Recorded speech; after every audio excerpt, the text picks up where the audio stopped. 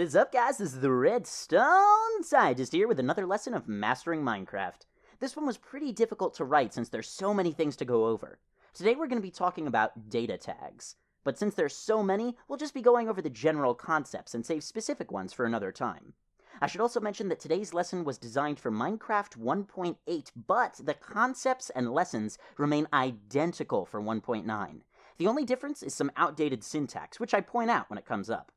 All future lessons from here on will be designed for Minecraft 1.9. As always, these lessons are packed with graphics and diagrams, so feel free to pause the video or even watch it again to absorb the full lesson. So get your pencil and paper ready, open your textbooks, and let's begin.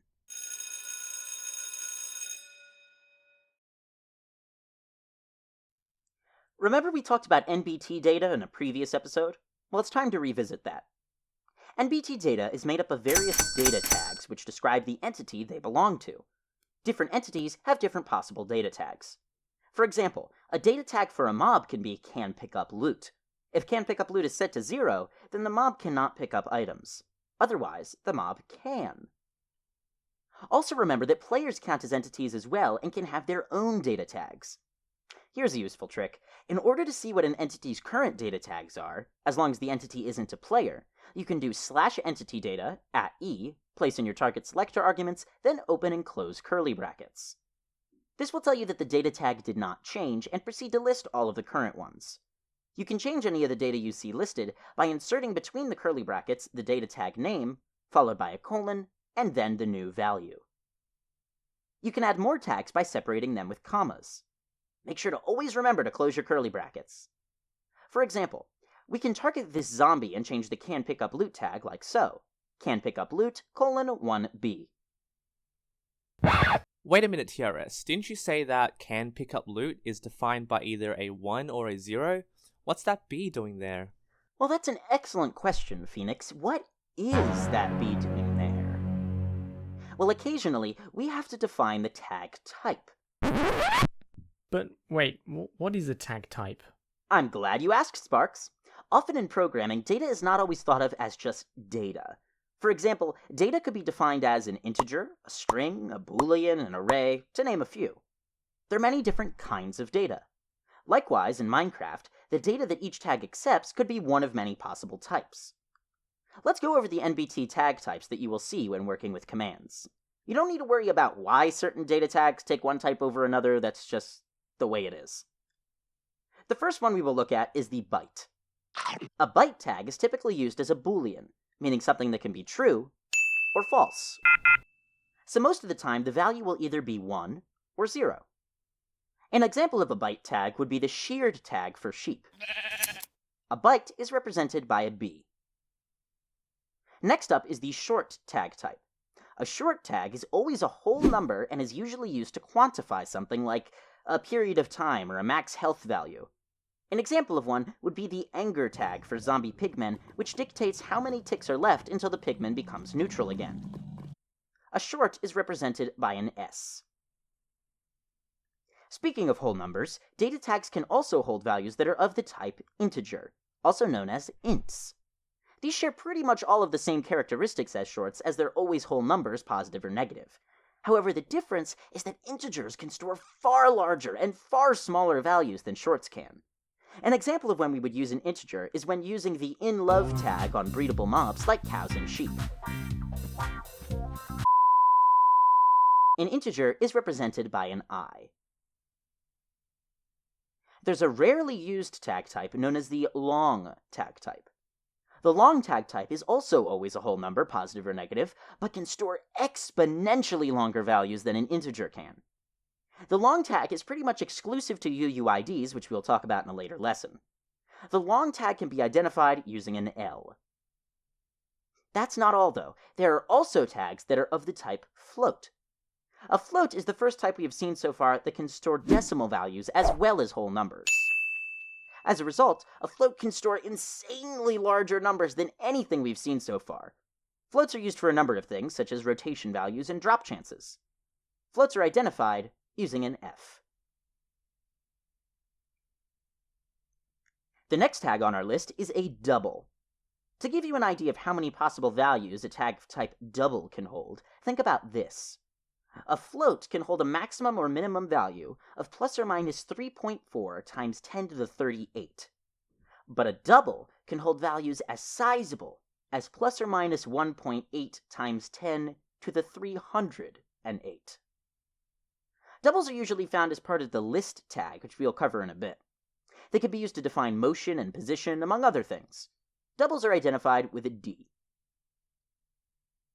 Now we come to everyone's favorite tag type, the string.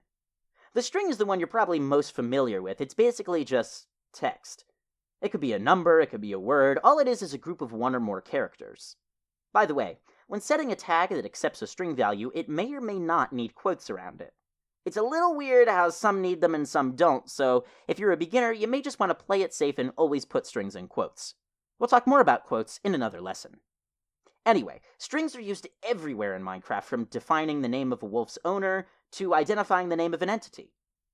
Strings do not have a shorthand identifier.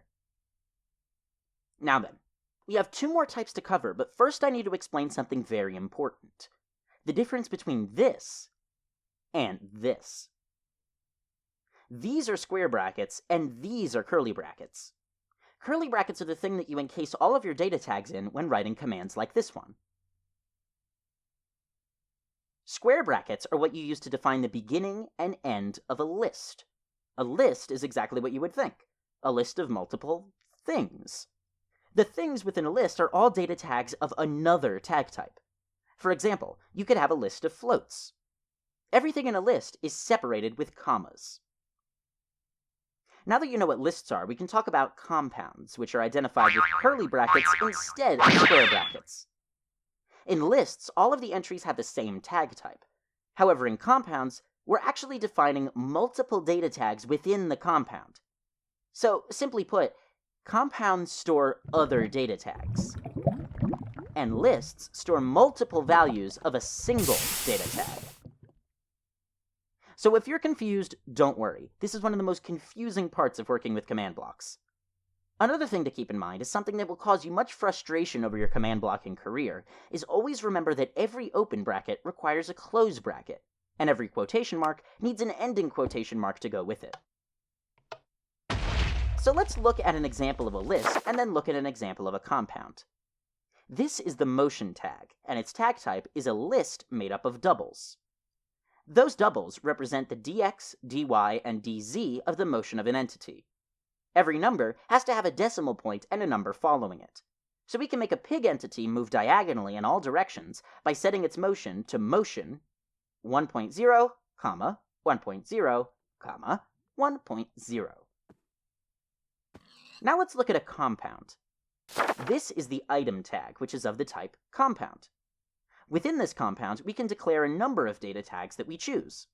So we can summon an item entity, which is a diamond sword, and has a stack size of 5 by doing item, then in the compound, Minecraft, diamond sword, count 5. But it actually gets even trickier when you learn that you can have compounds within lists, and lists within compounds, etc., etc., etc. Remember how I said last time that NBT is in a tree structure? This is what I mean. The tags can branch off into other tags, and those tags can, in turn, branch off again. The best way for me to illustrate this is with the equipment tag, which is a list made up of compounds. The equipment tag first declares a list, and then within that list, multiple compounds are listed, each compound corresponding to a different piece of equipment. By the way, this is not a lesson on the equipment tag, I'm just using it as an example. So let's start with the command /entitydata @e type equals armor stand, equipment, then declare the list. Now let's give the armor stand an item to hold. /entitydata @e type equals armor stand, equipment, then we'll put a compound in the list that says ID, Minecraft diamond_sword, count 1.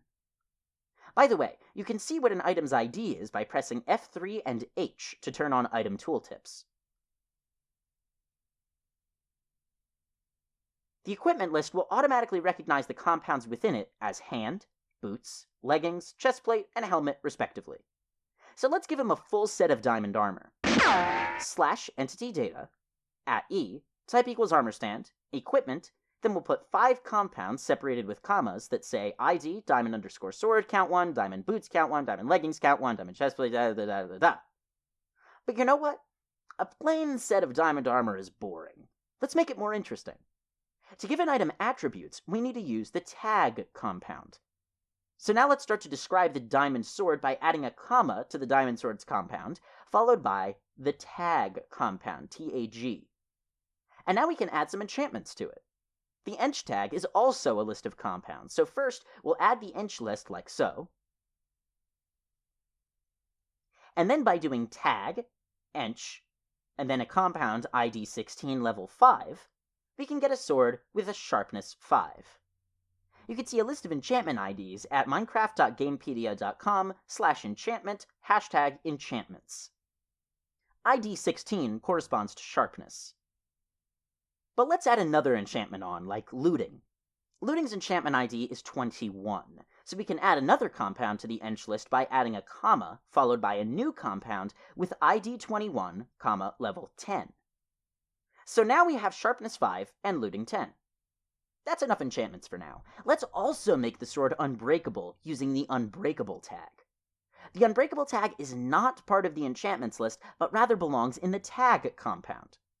So let's get out of the ench list by closing it with an end square bracket and put the unbreakable tag in the outermost layer of nesting in a tag compound by putting a comma after the ench list, indicating that we have another tag that we want to supply. So we'll put unbreakable 1 right after the comma and close the tag compound. So our tag for the diamond sword that the armor stand is holding is tag, ench, ID 16, level 5, ID 21, level 10, then outside the ench list, unbreakable 1. So that's just one example of nested compounds and tags. You should now be able to understand why NBT is often compared to a tree structure. If you're still having trouble, you can think of all of these different lists and tags as picture frames. Each picture frame can hold other frames or other objects. The frames within frames can hold frames or objects as well. Sort of like a Venn diagram, kinda. Hopefully the illustration on screen can help me make this analogy clear. Hey, but you still didn't answer my question. Why did you put a B after the 0? Ah yes, thank you, Phoenix. I was just getting to that. Very occasionally, and I must stress very occasionally, in order for a data tag to function, we need to supply the tag type with the correct identifier. In order to supply the identifier, just put your value for the data tag, followed by the letter of the tag type. For example, can pick up loot 0B. We use the B because the tag type is a byte. This is a very strange system because for some tags, using the identifier is optional, and for some tags it's required, and for some tags it won't work at all if you use an identifier. Unfortunately, there's just no simple way of remembering which tags fall into which of those groupings. In addition, with 1.9 coming out, I've actually found quite a few tags whose rules on identifiers have actually changed. Right now, the best way to look up whether or not a tag needs the identifier after it is to use Skyliner W's tag type compendium. Now before I show you this is not the best place to look at all possible data tags, but it is the best place to look for the so-called identifier rules. You can see in the suffix column, if there is a check mark, it requires an identifier. If there's an X, then you would be safest to just not use the identifier. Again, some of the entries here have changed, and this list is no longer 100% accurate, so it often requires a lot of trial and error. If you find a data tag not functioning, just slap the tag type identifier on it and see if that fixes it. I wish I could give you a more concrete understanding of that system, but unfortunately, I cannot. Speaking of the best resources, the ultimate resource for data tags is the chunk format and the player.dat pages on the wiki. These two pages tell you everything you need to know about all of the hundreds upon hundreds of data tags. That is, it will tell you everything except the identifier rules that I just mentioned. But it will tell you the tag type if ever you need it. And for the chunk format page, most of you won't need to worry about this part at the top. Just focus on everything from the entity format header down to the tile tick format header. By the way, just so you know, there's some data tags in the game code that are listed here that cannot be changed with commands to have any effect. Because of the sheer scope of the data tag compendium, there's no way for me to cover them all in a video. So at this point, you should understand data tags enough to go and look over these two pages on your own. Each data tag has its own quirks, which I'm sure you will discover yourself over your command blocking career. Reference these pages whenever you need to, and trust me, they will be your command block Bibles. I will also link a few more helpful resources in the description as well, and if you ever find the resources I give you insufficient, just contact me. I could probably find something else for you. By the way, the /entitydata trick I showed you earlier is not a way to see what data tags require you to supply the tag type. Also, see this? Yeah, no, despite what some people will tell you, you don't need that stuff. If you don't know what I'm talking about here, you don't really need to. The veterans in the audience will understand. Basically, it's automatically put before each item in a list to represent what number item it is in the list, but again, don't worry about it. You don't need it. So, let's review. NBT data is made up of many different data tags that describe entities. Different entities can have different possible data tags. To see a list of an entity's current data tags and values, just type /entitydata @e, target selector arguments, then open and close curly brackets. Every data tag in Minecraft is of a specific type, among which are byte, short, integer, long, float, double, string, lists, and compounds. Simply put, compounds store other data tags, and lists store multiple values of a single data tag. You can have lists within compounds and compounds within lists. Every open bracket needs a close bracket, and every starting quotation mark needs an ending quotation mark. Yes, this will be the root of 95% of your debugging. There's a strange irregularity in Minecraft that requires certain tags to have their tag type supplied by the user directly following the value. The /entitydata trick will not indicate when to apply the above rule. Also, despite the fact that it's in the tag list, things like 0:compound and 1:compound are not needed. And as for homework today, answer these questions using only the page this link leads to, tinyurl.com/datatags. It's the chunk format wiki page. I put it in a tiny URL so it's easier to remember. You should familiarize yourself with this page and make it your personal handbook when dealing with entities. Number 1. Locate where you can find the data tags that are unique to the Endermite. Number 2. Locate where you can find the data tags that all mobs have in common. Number 3. What tag type is the disabled slots tag on an armor stand? And number 4. What data tag is in charge of determining how much XP an XP orb gives you? That's just about all I have time for today. Thanks for joining me in another lesson. And a huge thank you to today's special guests, Phoenix SC and Sparks from Accidental Games. Let me know if I made any errors or missed information by telling me in the comments section. As always, these episodes take a very long time to produce, so please show me some support by leaving a like, a comment, share the video, or better yet, subscribe to my channel. Make sure to check out the jam-packed description for more science. Thanks for watching. And of course, I will see you next time.